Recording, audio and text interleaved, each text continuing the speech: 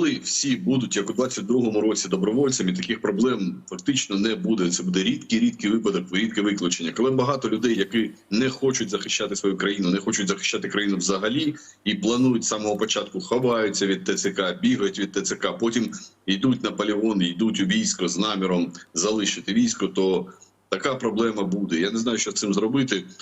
Гарна ідея рекрутинг. Якщо цим будуть займатися професіонали, а знову не ти, кого не шкода, хто не потрібен на фронті, нехай займаються рекрутингом, можуть зробити і так в деяких підрозділах, тоді це буде погано. Якщо цим будуть займатися професіонали, то рекрутинг саме має забезпечити нас добровольцями, тими, хто розуміє, чому він сюди йде.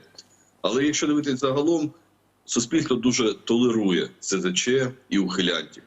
Ну що ж, готуйтесь до того, якщо буде багато СЗЧшників та ухилянтів, ми втратимо країну, і ворог прийде до вас додому. І додому до ухилянтів, і додому до СЗЧшників. Він прийде, тому що ми не втримуємо ситуацію. Такий ризик є.